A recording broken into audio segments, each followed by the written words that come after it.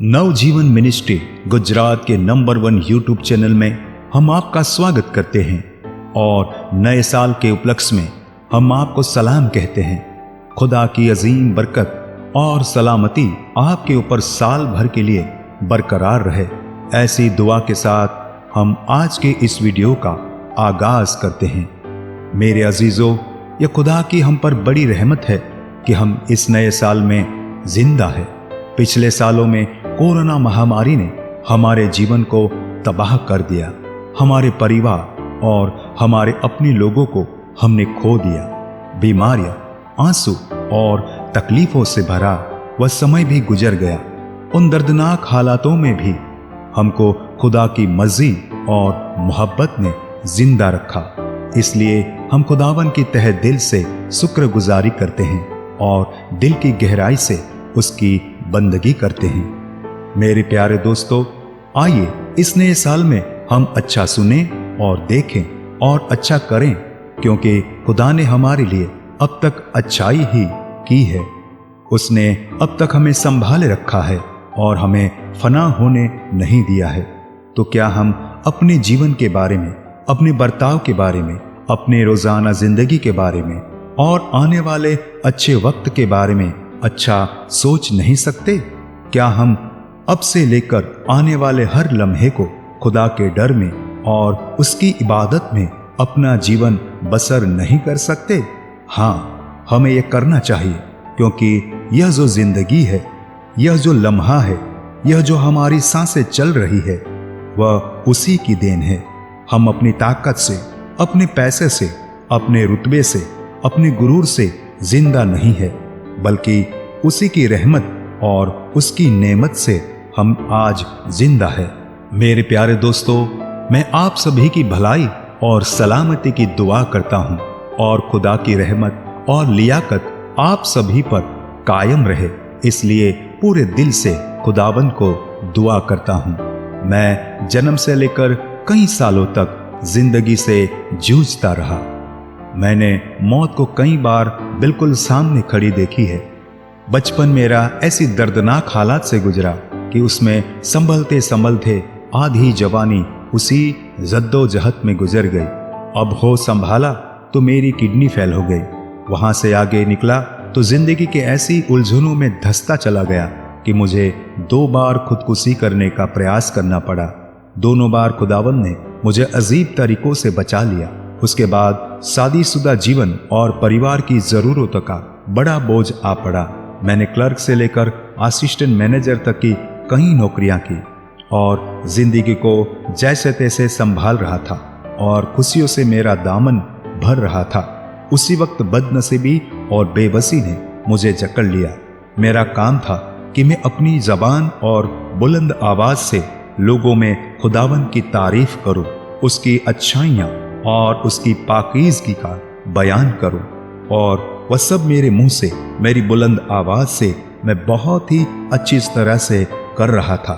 मेरी सोच और विचार और आवाज से मैं रेडियो के प्रसारण से 6 से भी अधिक देशों में अपनी आवाज और जज्बे से लोगों के दिलों को छू रहा था और उनके जीवनों को बदल रहा था और उन्हें खुदा से रूबरू करवा रहा था।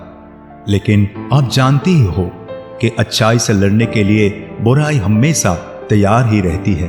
शैतान को बड़ा बुरा लगा कि मैं खुदा की बड़ाई और तारीफ करते हुए लोगों को नशे की आदतों से छुड़ा रहा हूँ, लोगों को बुत परस्ती यानी मूर्ति पूजा से छुड़ाकर सच्चे खुदा से रूबरू करवा रहा हूँ, लोगों को भाईचारा और इंसानियत सिखा रहा हूँ। वह उसे कैसे ठीक लगता, और अचानक मेरे गले में 2 ट्यूमर हो गए और मेडिकली जांच पड़ताल से पता चला कि मुझे गले का कैंसर है। मेरे गले में जख्म हो गया और वहां सड़न होने लगी। खून भी बह रहा था और अब ठीक से बोल भी नहीं पाता था। कैंसर की ट्रीटमेंट बड़ी दर्दनाक होती है। मेरी जिंदगी और मौत का फासला हर वक्त कम होता जा रहा था और 8 दिसंबर 2009 को कैंसर की ट्रीटमेंट के दौरान मेरी मौत हो गई। मेरी मौत से कुछ पहले, जब मेरी आखिरी सांसें चल रही थी, तब करीब 30 से ज्यादा लोग मुझे मिलने आए थे। उनकी आंखों के सामने मेरी मौत हो गई। उस वक्त मेरी माँ भी वहीं थी। उसने डॉक्टर को बुलाया और डॉक्टर ने मुझे मुर्दा जाहिर कर दिया। मेरी माँ वहीं बेहोश हो गई और सभी मेरे करीबी लोग रोने लगे और यूं मेरी जिंदगी खत्म हो गई। नहीं नहीं नहीं, आगे सुनिए क्या हुआ। मेरी मौत हो गई थी, फिर भी मुझे सब पता चल रहा था कि मेरे आसपास क्या हो रहा है, कौन क्या बोल रहा है, और सब कुछ मुझे पता चल रहा था। मेरी रूह मेरे जिस्म से निकली और ऊपर आसमान की ओर बड़ी ही तेजी से जा रही थी। वहां आसमान में मुझे जन्नत के दरवाजे पर खड़ा मैंने पाया और उस जन्नत के दरवाजे से सुनहरी रोशनी निकल रही थी। उस दरवाजे की कोई फ्रेम नहीं थी, वह दरवाजा आसमान में ऐसे ही खड़ा था और मैंने जन्नत के दरवाजे को खटखटाया और मेरे लिए दरवाजा खुला नहीं बल्कि एक रूहानी आवाज आई, बेटा अभी तुझे जमीन पर और भी बहुत काम करने बाकी है। बस इतनी ही आवाज आई और मेरी रूह इतनी तेजी से वापस आ रही थी कि उसका मैं बयान नहीं कर सकता। मेरी रूह वापस मेरे मरे हुए जिस्म में आ गई।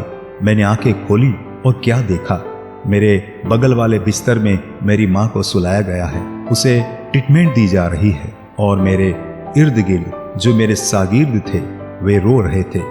उसी वक्त मेरे बदन में जनजनाहट सी होने लगी और मेरा बदन कांपने लगा और मैं जिंदा हो गया और खुद बिस्तर में बैठ गया और सबसे कहने लगा कि मैं वापस आ गया हूँ।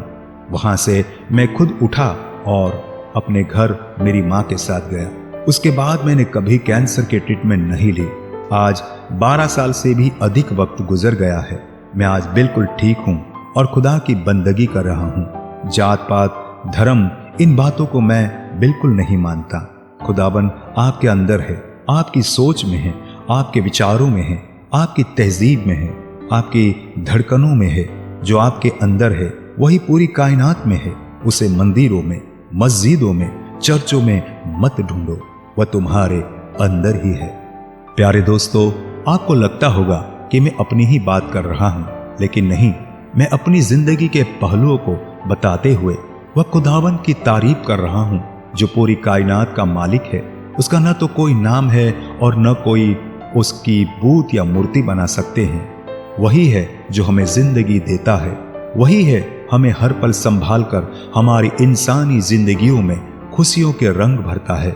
उसने हमें नायाब और बेशकीमती जिंदगी की सौगात दी है, तो यह हमारा फर्ज बनता है कि हम भी उस पर ईमान लाएं और सच्ची राह पर चलें, क्योंकि कोई मजहब हमें जन्नत में नहीं ले जाता, बल्कि खुदावन पर ईमान लाना और नेक काम करना ही हम इंसानों के लिए सबसे पहले आता है। इंसानियत होना सबसे बड़ा मजहब है, वही सच्चा दीन है, वही सच्चा धर्म है।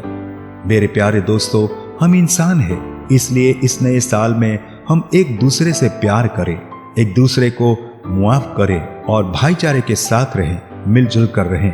किसी भी धर्म में हमें आपस में बैर रखना नहीं सिखाया। प्यार और मोहब्बत से जीना ही जिंदगी का सही रास्ता है। क्या पिछले दिनों में हम सगे भाई बहन होते हुए भी एक दूसरे से हमारी अनबन हो गई है? क्या हम छोटी सी बात को लेकर एक दूसरे से रूठ गए हैं? क्या हम अपने ही घर के लोगों से बैर और कड़वाहट रखते हैं? तो मैं आपके लिए इस नए साल में दुआ करता हूं कि खुदा आपको दूसरों को मुआफ करने की इरादा बख्शे और अपने दिलों में प्यार बरसाएं। मैं आपके लिए यह भी दुआ करता हूं कि हम एक दूसरे के सुख दुख के साथी बने, एक दूसरे के कद्र करें और हमारे दिलों से कड़वाहट को दूर करें। क्या खुदा ने हमें यह नया साल इसलिए दिया है हम बेरुखी से और घमंड से अपना जीवन जिए? नहीं, बिल्कुल नहीं। सच्चा खुदा यही चाहता है कि उसकी पाक खुदाई, उसकी भलाई और उसकी मोहब्बत को हम अपनी जबान से, अपने बर्ताव से और अपने रोज बरोज के जीवन से यह दिखा सके। खुदावन की पाकीज़गी, उसकी रूहानी शख्सियत हमारे जीवन में झलके, ताकि हर धर्म और हर ईमान वाले लोग ये जान सके कि हम सच्चे खुदा में ईमान लाए हैं, हम सच्चे खुदा की बंदगी कर रहे हैं, ताकि वे भी बुत परस्ती और बुरी आदतों को छोड़ सच्चे खुदा की बंदगी कर पाएं। मैं एक आम इंसान हूँ, इंसानियत ही मेरा मजहब है। मेरे जीवन के हर लम्हे से मैं खुदावंद की तारीफ और शुक्रगुजारी कर पाऊं। यही मेरे जीवन का मकसद है। मैं आप सभी के लिए दिल से दुआ करता हूं कि आप भी बैर भाव छोड़िए, नेकी करो और ईमानदारी से अपने जीवन को जियो, क्योंकि यह बेशकीमती जिंदगी दोबारा नहीं मिलेगी। अपनी जिंदगी के एक एक लम्हे की अहमियत को जानो, सच्चे खुदा को जान लो, सच्चे इंसान बनो, नेक इंसान बनो। प्यारे दोस्तों, मैं सच्चे दिल से आप सभी के लिए यह दुआ करता हूं कि अब का बरस आप सभी मेरे अजीजों के लिए कामयाबी और सलामती भरा रहे। कोरोना जैसी बीमारियां, बुरे विचार, बुरी आदतें, नशे की बुरी आदतें, झूठ और मक्कारी आपसे कोसों दूर रहें और नेकी और बरकत हरदम तुम्हारे साथ रहे। तुम सबकी भलाई सोचो ताकि खुदावंद भी तुम्हारे लिए नेकी करे और हर बुरी ताकतों से और बुराई से तुम्हारी हिफाजत करे। तुम्हारी बंदगी और इबादत कबूल की जाए और तुम्हारी हर उम्मीद को खुदा अपनी नियमतों से पूरा करे। तुम्हारे अच्छे स्वास्थ्य के लिए, तुम्हारी और तुम्हारे परिवार की भलाई और खुशहाली के लिए मैं उस सच्चे खुदावन से दुआ करता हूँ जिसकी हुकूमत पूरी कायनात पर है। वही हमारा निगहबान और रखवाला है। वही हमें जीने की सच्ची राह दिखाएगा और वही हमें जन्नत में ले जाएगा। हम सबको अपने अपने कामों का हिसाब कयामत के दिन देना पड़ेगा। इसलिए खुदा से डरो और उस पर ईमान लाओ और एक नेक दिल इंसान बनो। हम इंसान बनकर पैदा हुए हैं तो इंसान बनकर ही मरे। अपने जीवन से दूसरों को भी नेकी की राह पर चलने के काबिल बनाओ। यही जीवन का सही मतलब है। यह नया साल आप सबके लिए मुबारक हो। इसी दुआ के साथ यीशु मसीह के पाक नाम से मांगते हैं। आमीन और आमीन।